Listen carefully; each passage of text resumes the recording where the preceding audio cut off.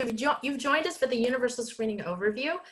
Just a reminder, there's the link with all the resources, tons of resources, and we'll hopefully, as we move along here, we'll share those with you. So moving forward, this is the California PBIS Coalition, our mission statement, and it's really the idea of how do we sustain PBIS as well as the fidelity of PBIS using the national PBIS blueprints. Just a special thanks to Stephanie over at Santa Clara Office of Ed for really launching these series of webinars, and there's more to come in May, so look out for that as well. So my name is Natalie Sedano, Prevention and Intervention Lead Specialist with Desert Mountain SELPA, and today with me as well is? I'm Athena Vernon, also Prevention Intervention Lead Specialist with our SELPA. All right, so moving forward. Oh, this is for you all.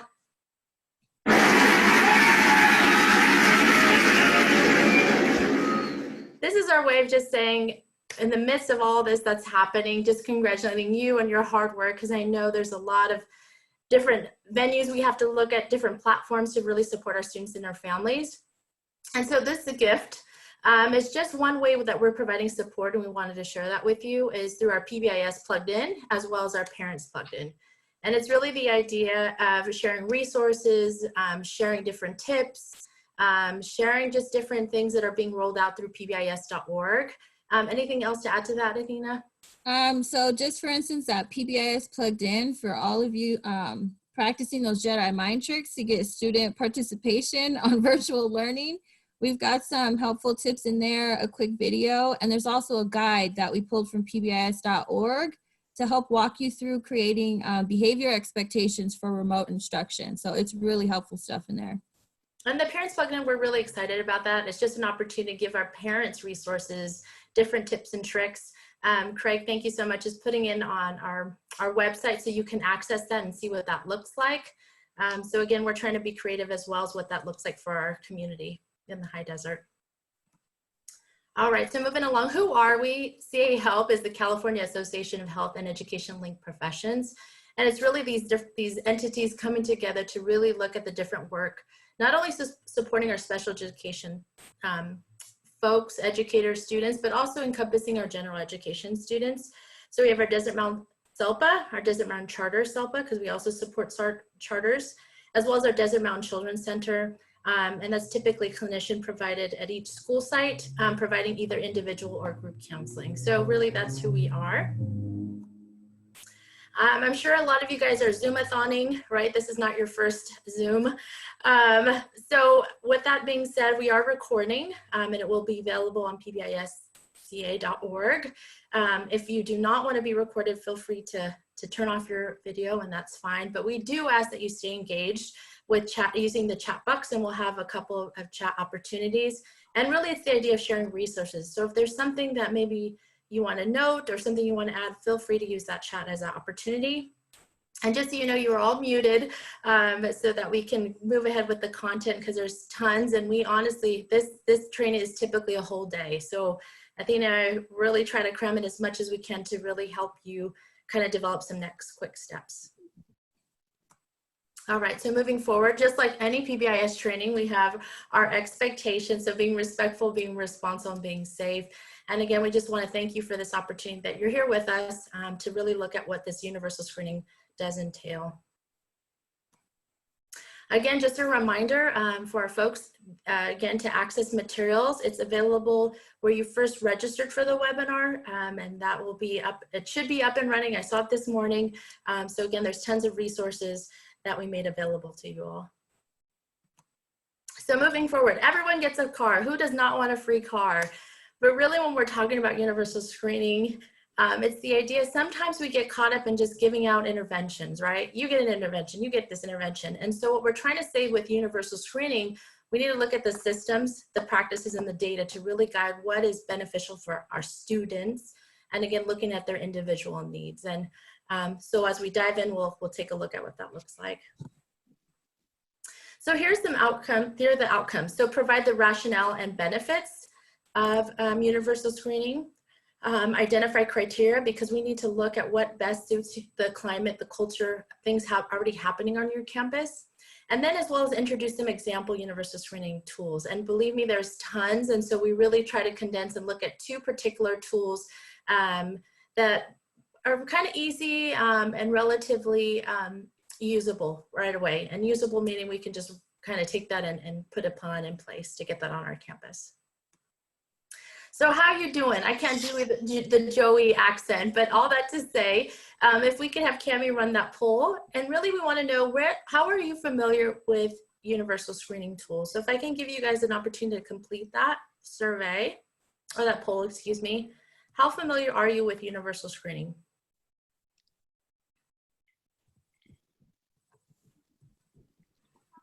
Okay, we'll give you guys a few more seconds here.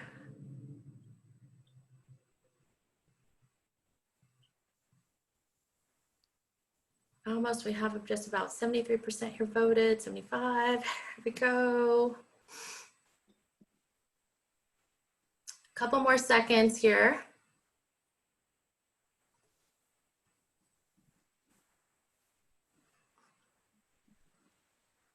All right, so I'm gonna go ahead and end that, and let's see where we are with our results. So we have 20% not familiar, 19% about barely familiar, somewhat familiar. Okay, so that's a good amount, about 3 there. And then we have 9% that have used a universal screening tool. Great, that would be helpful in our chat. Again, we're just a community learning all together what this can look like on our campus. All right.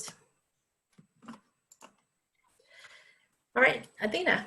Okay, so just a little food for thought for you all from Albert Einstein. It's not that I'm so smart, but I stay with the questions much longer. So I don't know about you all, but I am that person on our team who will stress us out a little bit with all the questions. And it's just because I'm really trying to make sure that we are asking of our data everything we need to be able to come up with those decision rules and a criteria so that when we're supporting folks, they're creating systems for selecting interventions that are most helpful to students that need them. Okay, Nat. Okay, so let's take a look at the triangle. I'm sure you guys have seen it before, but we're gonna just do a quick recap of that. Really the idea here as we walk through the training with you guys today is that you wanna make sure you most definitely have interventions up and running before you start this screening process. And the reason is because I'm gonna quote our colleague Jessica Soto, if you're on, just quick shout out to her, that once you screen, you must intervene. So once you pull this data and you get an accurate picture of what's going on your campuses, you most definitely want to have interventions in place to be able to give those supports to students.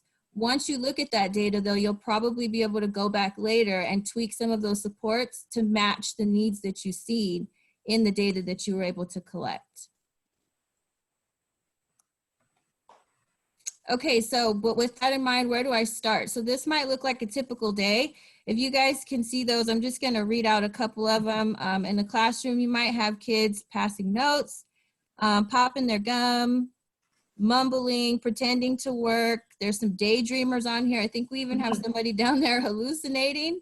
So, you know, with all those things in mind and happening in the classroom, where do we start? Where's a good starting place in the middle of that picture? We're gonna get to that in just a second.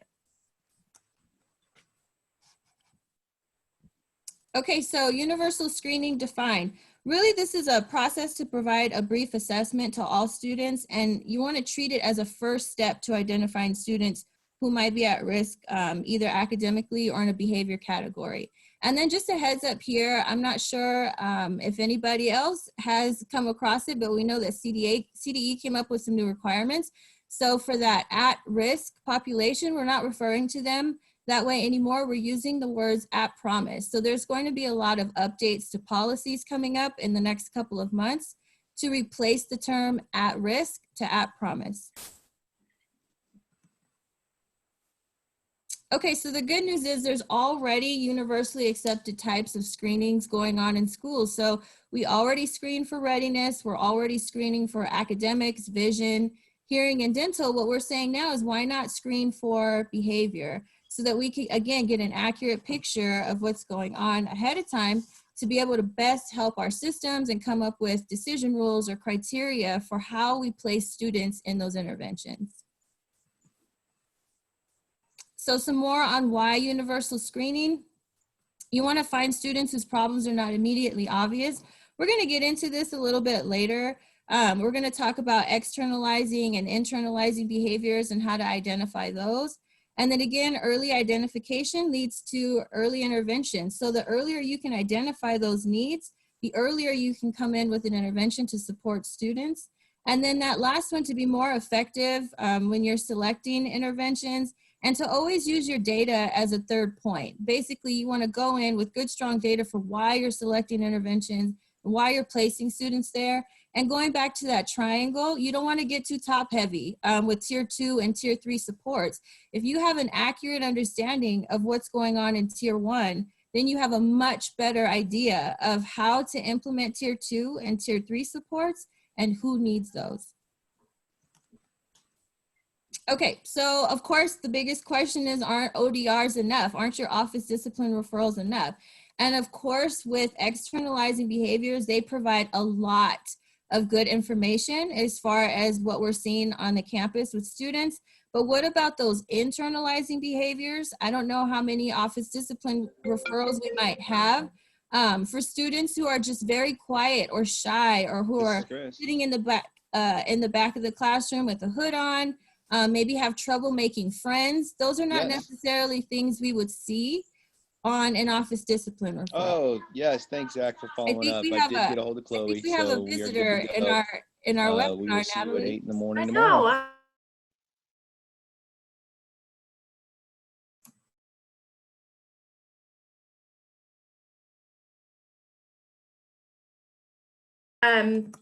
So we're gonna show this video, and again, speaking of internalizing behavior.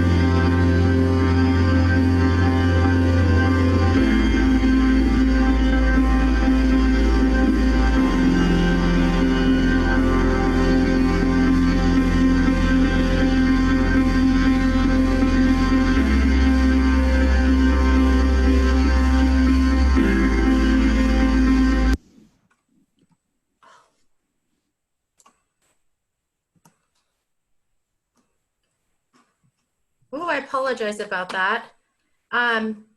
Let's try this again.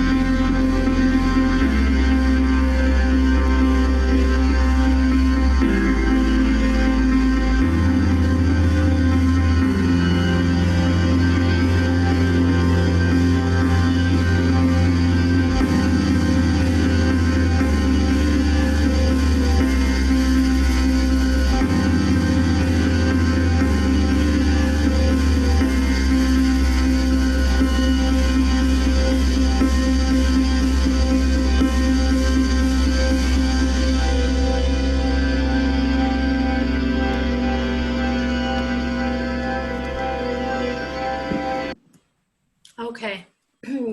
I was looking at the comments of the chat, and yes, absolutely. So thinking about that, what stood out for you? So if we can type that in the chat. And also, if you had knowledge of another person's experiences, would it change the way you respond to individuals? So we give you guys some time to look that over.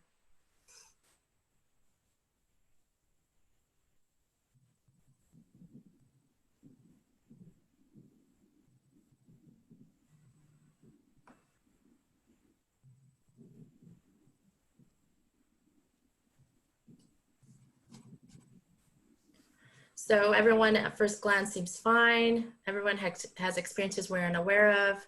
There are real life struggles day to day. There are things that are happening. We need more compassion. Love that. We have all underlying stories.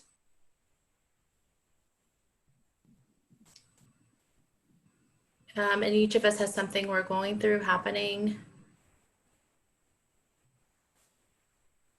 Right? How they acknowledge that even adults are struggling, right? This video is available at our resources. We have the link to it as well, but it's a very good question to even start prompting the conversation of the use of universal screeners, right? Athena had mentioned about externalizing. We're really great at that in education, but when it comes to internalizing, that's where we need to look at what supports can we put in place. And again, if we're talking about PBIS, we're talking about MTSS, it's again, that preventative model, that preventative framework. All right, so move on. So when we're talking about universal screening, it's a preventative pathway. So if you think about it, traditional referrals, right? It's typically a therapist referral, counselor referral, something that really stands out that the student, there's something happening, right, with the student.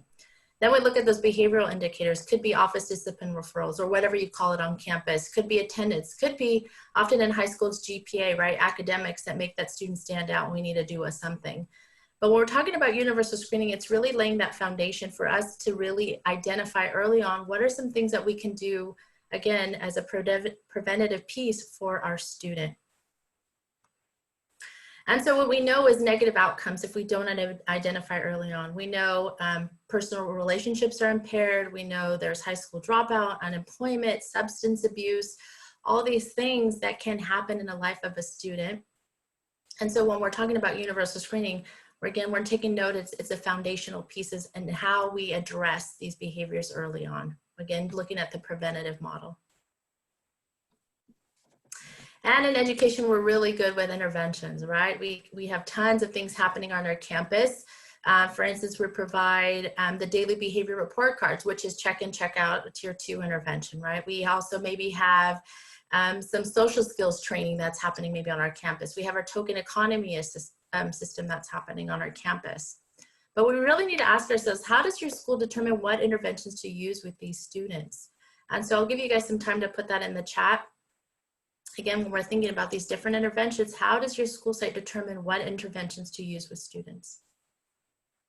Oh, I love it. COS meetings, yay. Coordination of Services team, SST, PST, okay, SSTs. SAP team meetings, awesome. PACs, very cool. So support teams, SSTs, right? So again, it's looking at that team model, right? We as a team are coming together. We're then defining and looking at what are some next steps for students. Okay, so decision rules, beautiful, right? Through the tier 2 team. I also see teachers and support have meetings. So there's a lot happening on our campuses, right? And again, it seems like for the most part, it's our teams then looking at what's appropriate for the student. Thank you all again for being engaged in our chat. So here we're going to look at next steps of how do we select a universal screening tool that's appropriate for us. And so Clover and Albers, they co-authored an article, The Standards of Educational and Psychological Testing, and there was 3 criteria they really looked at: appropriateness for intended use, technical validity, as well as usability and practicality. So I'm going to have Athena talk through those. Okay, so that first one, appropriateness, matches developmental and contextual elements or needs of the population. So you really want to think about your specific population in your site and what would help you the most. So earlier we talked about, again, picking a screener that identifies externalizers and internalizers. So something that you might want to think about when you're approaching this is, does your staff have the professional development they need to be able to identify between externalizing and internalizing behaviors?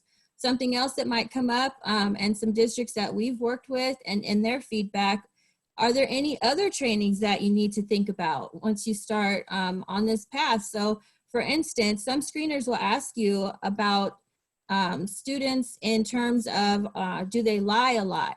And the question might throw some folks off. They might feel like, no, Athena's not lying, she's just joking around. But if you're not consistent across the staff on what actually is a lie, what's a joke, how do we determine what that is, do you see how that could manipulate your data a little bit? So what one particular district decided to do was take the time to do some cultural responsiveness training so that they could have that dialogue with staff and to make sure that folks were on the same page, so that when they are picking a screener, it was appropriate for their circumstances and that the staff was consistent in how they would approach those questions. Another piece would be compatible with the delivery model. So if the screener that you're looking at is expecting you to deliver that 3-4 times a year, you really want to go in and look at your calendar and see if that's even feasible, if it's something that would work in addition to the other things that you have going on your campus and on your school sites or in your district, and if that's even going to work for you. You want to make sure that your outcomes are consistent with your goals. So for instance, you wouldn't necessarily just use the data from your hearing screener to go in for goals for vision. Does that make sense? You want to make sure that those outcomes align. And then always research validates the instrument for intended screening purpose. You want to make sure it's backed by research. Okay, so also technical validity, adequate norms. Is it relevant? Is it current? You don't want to use a screener that maybe hasn't been used in a very long time. You want to make sure it's comparable to your target population. Again, thinking about your circumstances. And then that last piece about satisfactory size, you want to make sure that the sample contains at least 100 persons in the norm group for each age group, so that you have a big enough sample size to be able to really count on the data that you're pulling. So here's some more on validity, that social validity up at the top. The instrument and the screening process is seen as acceptable and important. Remember that you want buy-in from staff. They're going to do this. They're going to be a part of this with you. So you really want to make sure they understand why it's important, what is helpful from this process, what they stand to gain by feeding this, feeding the data. Because if you have folks that are not bought in, they think maybe it's a waste of time, you could see how that could very much affect the data that you're going to pull at the end. And you want to be able to use that to determine interventions. Like we mentioned earlier, once you screen, you must intervene. So you want to take that data to be able to use that to come up with really quality interventions and a process for selecting students who really need them. And then usability and practicality. So most, of course, you want to make sure it's cost effective. We're going to share some with you in just a little bit that are cost effective. There's some free ways to go about getting the data, or you can go about it a different way to have them pull some information for you. You want to make sure it doesn't interfere with any instructional time or other required tasks. It shouldn't be looked at as a burden. You really want folks to look at it as something that will help.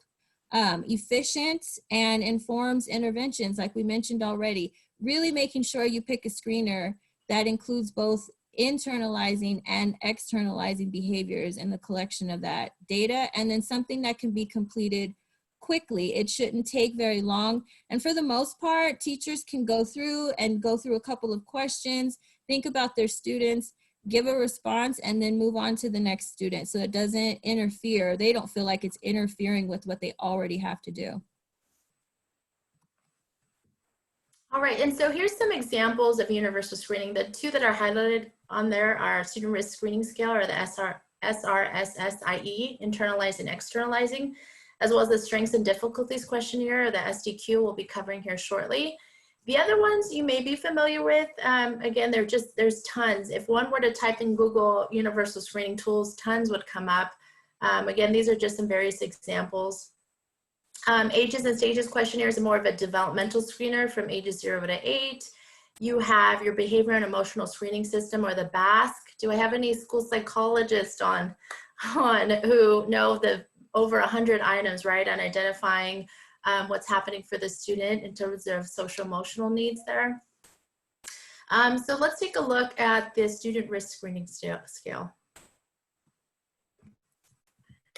All right, so here is the student risk screening scale, i.e., again, internalizing, externalizing. So essentially what would happen is a teacher would complete this. You see the student name, you see student ID, as well as those noted behaviors. It's a Likert scale. So essentially a teacher can copy over their class roster and work to the right? So they're identifying, is it a 0, 1, 2, or 3 in terms of stealing, lying, cheating, sneak, behavior problems, peer rejection, and so forth. And what's really nice about this is that it calculates it for you. It will already identify and break down who's high risk, who's low risk, and moderate risk. However, there is some things, again, to take into precaution when you are using this tool. And that is definitely, there needs to be some PD or professional development around this. It is available on an Excel spreadsheet. So again, it's available. A school site used this and put it in a Google Doc so that they had a intervention counselor per se that was able then to just work with that one document, plug everybody, all the teachers into one document, so that was easy for them to transfer over. But essentially there needs to be some professional development around how we define stealing, how we define problem behavior, how we define aggressive behavior. Again, sitting in at a school site, they did it by grade levels. And so 5th grade, for instance, got all together and they had their intervention counselor there who was able to guide them and give them examples of each of those behaviors.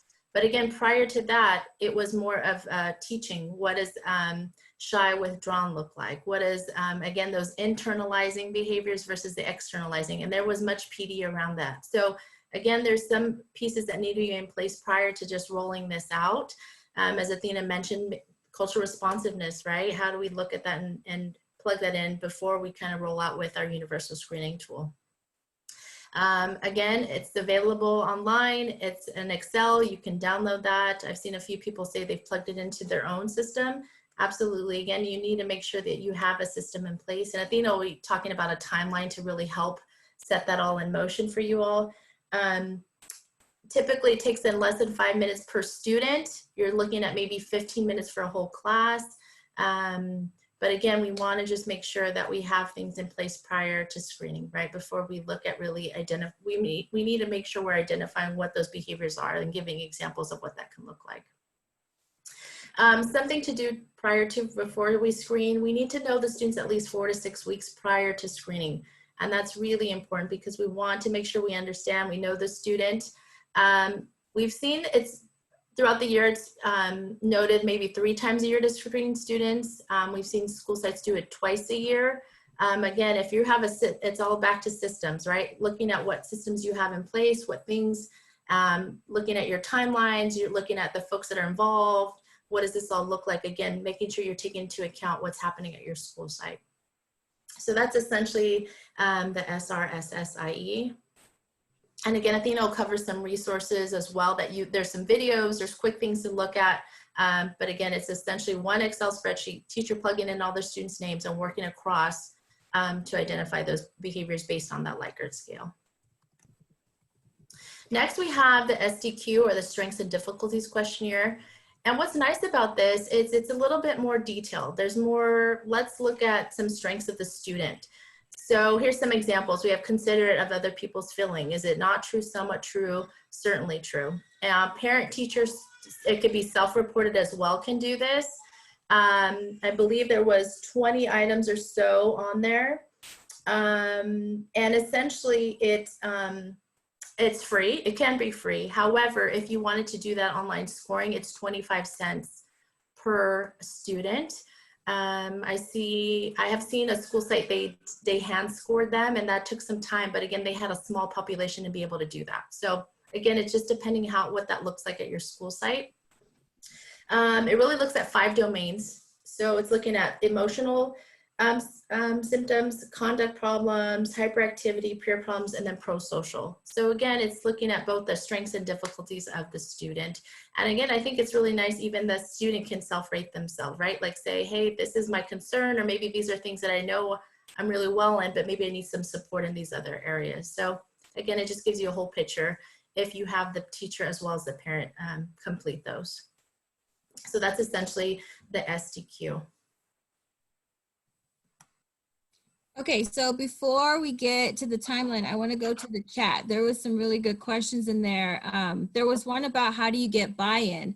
So of course, we don't want teachers to feel like this is just one more thing, but what you want to do is to pull back and really talk about, maybe identify some things that they're struggling with first. So get some feedback from them, maybe do an assessment or a poll or some type of survey with your own staff to see what they're noticing, behaviors that they're struggling with the most, so that you could get a clear picture of what the needs are for the teacher, and then come back with what the data could do to support those. So a lot of what we do for PBIS trainings and the sites that we support is we'll send out a staff survey to get some feedback from them and get an idea of what's going on specifically on that campus. Then we can come back with some ideas from our steps of implementation for PBIS for how to focus on those, so that folks are really seeing how they can get more time in the classroom, how teachers can be consistent across the board, have the same response to the behaviors that they're seeing on campus, because we know that if a student walks in a class with a hat on and can sit down the whole time and not hear a word, and then an hour later they go into that teacher's counterpart's room, and as soon as they walk in the door, that hat has to come off, there's lack of consistency there, and students will poke holes in that as often as they get a chance. And you can't hardly blame them. They have the same questions that adults have, and they want to see consistency too. They just have a little bit of a different way of bringing that up to us. But you definitely want to meet them where they are. So an example of how you could do that is some of the data you'll see that, Natalie, if you could go back to one of the screeners just so we can get some of those responses up there. So considerate of other people's feelings, restless, overactive. You can align those with social emotional skills. So an example would be to implement some of those SEL competencies in your tier 1 matrix. One that we like, that we see that might be an issue on campuses is include and be responsible to have a lunch plan, and then teach why that's important. There's so many kids that lunchtime is just such a rough couple of minutes, and to them it could feel a lot longer than it actually has to be. So teaching students to have a lunch plan, you know, where are you going to go? Who do you sit with? What are some things you could do during that time? Where are you eating? Even something as simple as that in your tier 1 matrix can really support with how kids make friends, how they're looking at their time, how they're seeing it. We don't want them to get to a point where they're starting to use their time unwisely or use their time to go against the things that we're teaching them on a daily basis. Once you can start making those comparisons for teachers, they'll see how that can help them in the classroom and the things that they deal with on a daily basis. Even my example earlier, the difference between a joke and a lie. Not everyone thinks about that on a daily basis. And I've heard students many times in the classroom get caught lying. And then what is the response they give? Oh, I was just joking around. Even that is a teachable moment. There's things that you can pull from this data and infuse those into your tier 1 system to support and get ahead of some of those issues, because you're able to pull the data from each individual student and compile it. Really showing that, and like I said, using the data as a third point, that's how you use your universal screening data as a way to pull that buy-in from teachers. They'll start connecting the dots for how that can help them in the classroom. Thank you. And just to know, so in terms of what grade levels we can use these tools, so SRSSIE is typically is elementary, middle, and high.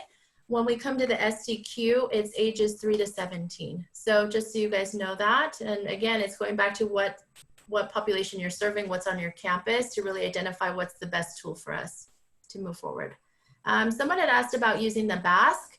As a tool, you can, but again, when you think about the cost, when you think about usability, again, those 3 criteria that kind of Athena touched upon, that can be really overcumbersome to some of for folks. So when we talk about the SRSSIE, we talk about the SDQ in our trainings, typically teachers are loving the SRSSIE because it's easy for them.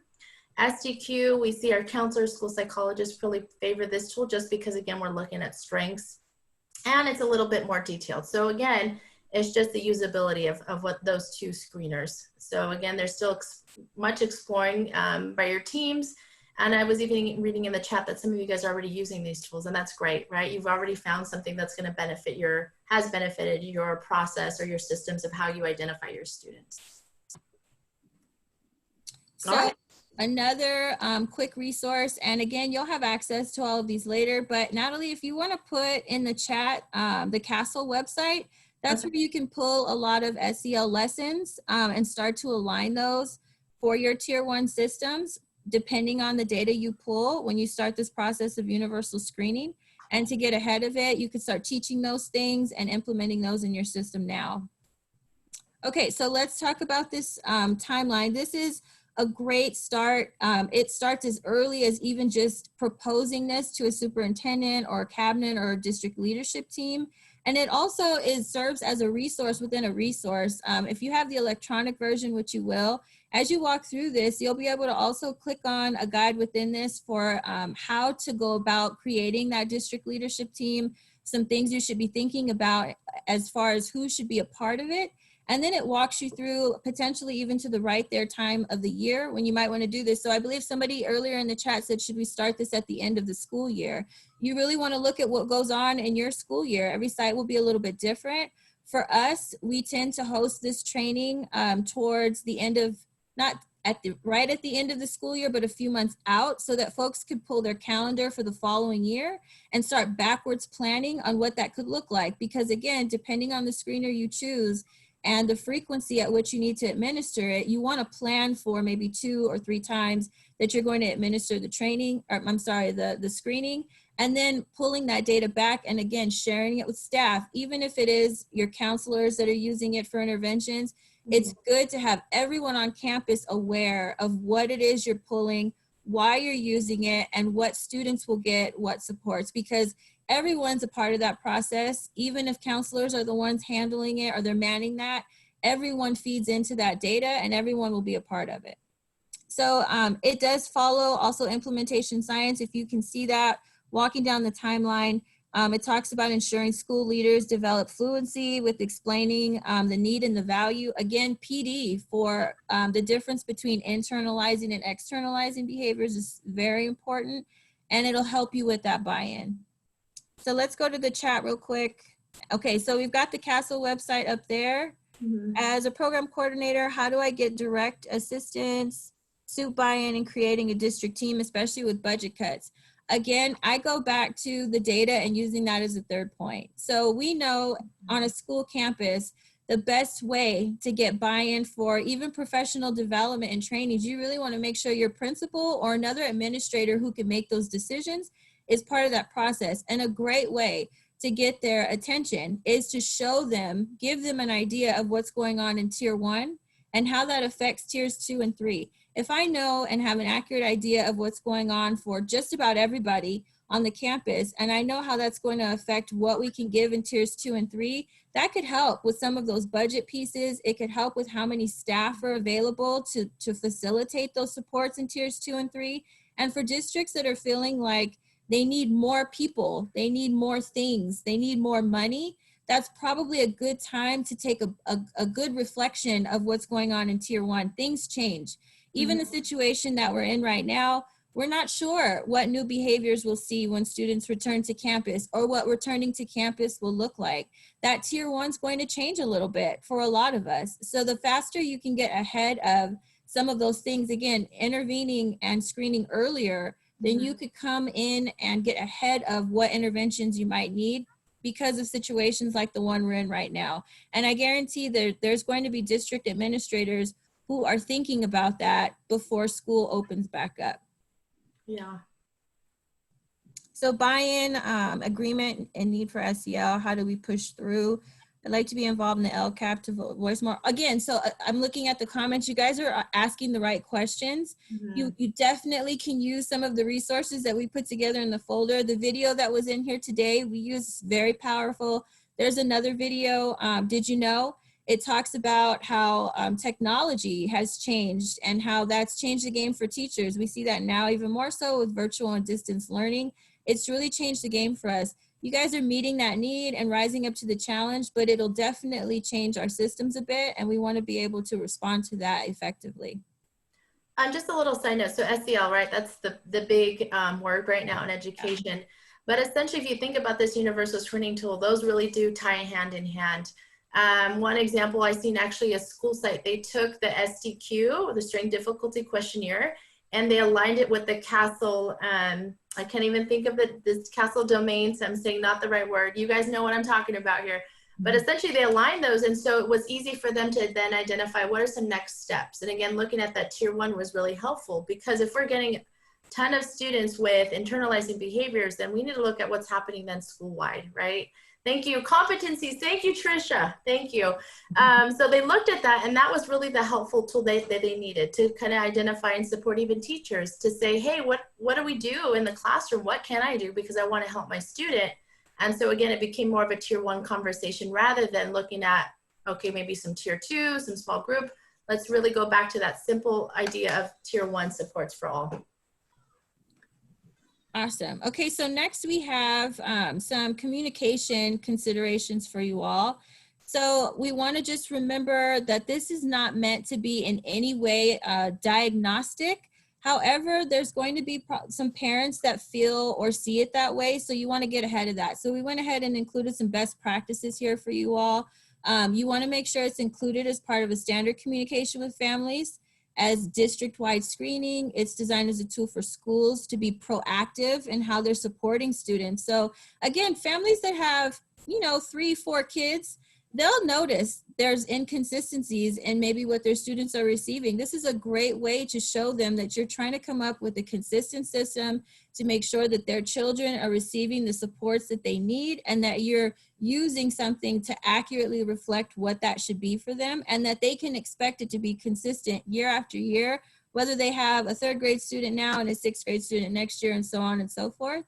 And then parental consent always required. So always best to be proactive with the concerns of students' rights. You want to communicate early, clearly, and positively. And of course, when you're implementing a system like this, always consult with legal professionals that your district relies on for utmost clarity. We're trying to get ahead of things. We want to be proactive and preventative. And to do that, you do definitely want to consult with legal professionals to make sure you can do that and be comfortable as you're doing it. Yeah, and just a little side note, we heard a district had excluded their special education students. And so again, we want to be mindful of that. I mean, that's a big no-no. And when we're saying universal screening, we're saying all students. So they had to backtrack and take care of some legality. So just so you know, again, I saw someone mention that in the chat box. When we're talking about universal screening, it's all students. It's all our campus. Okay, so here's a quick reminder of the Google folder for you to access so that you can pull up the webinars. Again, the resources will be available to you. Those PBIS and Parents Plugged In articles are available to you. In our team, what we did was send those plugged in emails straight to our sites and our coaches so that they could take them and forward them out to parents. It was a support we put in place really for them. To compile resources. There's videos in there. I think you'll enjoy one of our coworkers is a video of her and her family doing a home workout. There are visual schedules. There's guides from PBIS.org. It touches on restorative circles and how parents can use those at home. PBIS, again, about that remote instruction. We really want to make sure that teachers are feeling that this is just another environment with distance learning, and that they still call the shots. You still have the stage, and you're making those expectations, whether it is virtual or in an actual classroom. So we hope you enjoy those. Here's some references. We did a pretty good job of including them in the chat. Thank you, Craig and Angie and Cammie for helping us out with that. But here's a list of them. Some things that we use also when we're working with our sites, and guides and references that we rely on. All right, so here we are closing. So just so you know, it looks differently for our recognition for this year. It's the Community Cares. And so it's really the idea of acknowledging different things that are happening in our community. from our kitchen staff stepping up and distributing lunches to our schools acknowledging maybe businesses of the week. So we want to hear all that. And so please know that that is open now. It's now the California PBIS Community Cares. It is now open, and will be open till June 30th. So again, it's really the celebration of all your commitment and dedication to what you're doing during this really unique time. Also, just want to acknowledge we have some upcoming webinars. You can see there. If you have not registered, please feel free to do that. Also look out on PBISCA.org or the California PBS Coalition's website. There's a ton of events as well as some coming in May. So please be on the lookout for that as well. All right, and just hold the date. We are still planning for the California PBS conference come in Sacramento from September 21st to the 23rd. So please, we hope to see you there. That's a community of PBISers coming together and really celebrating all our works, various strands happening, again, just building on our professional development together. And now our questions and answers from the chat. And if there's any follow-up needed, please know that we are available. There's our email addresses that you can get a hold of us. So whatever we can do to help, we are there. Again, just learning from all our LEAs as well and how best to support. So appreciate you guys being with us for this hour. I know it was really quick, but we try to really condense it and give you as much as we could. And just a reminder that we could probably do this all day. We could do a whole day of training, but we condensed it down to an hour. So just thank you all for being with us. We truly appreciate it. So sorry, really quick, Natalie, Yeah. I just want to go back. There was a question about passive consent. I think I might have missed it, but I know that this was something we talked about before with communication considerations, and you had great feedback on that when we consulted with an attorney. You want to give them just some quick info on it? Yes, so we had heard passive consent was fine, right? Yes, we want to kind of move forward with whatever that looks like in our student handbook of supports for all our students. However, in asking an attorney up north, it was really suggested that we not do passive, but just everyone was to complete we need to get permissions. We need to get permissions. And so when we look at that communication considerations, it's important that we do consult with our legal folks. Again, it's just really the idea we need to inform our families. One thing that a school site did was they did a consent. So all students had to submit that. But the other thing they did is they provided the universal screening at the front desk. So families can come in and they can actually see the screener for themselves. And so that was really actually nice. They had no parents come in at all to see that. So again, it's just, let's be open, let's be transparent about what we're doing and providing to our families. So again, that was just one of those things that worked out fine for that particular school site. So then we also, I see real quick, is it recommended to screen all kids, including SDC? Some sites have asked for this and wanted to be included. So again, a universal screener means everybody. You don't want to exclude students. You're really trying to make sure you're inclusive there. And then any info on changing at risk to at promise, I think we can include in our resources the information that we got on that from CDC. But basically moving forward, I think it was January, you want to start changing the language in your policies and in your forms to at promise. There's great description on how you can do that and the background on why it's there, and moving forward how we're going to use that promise. We can put that in the resources for you to help you with those changes. Mm-hmm. Let's see.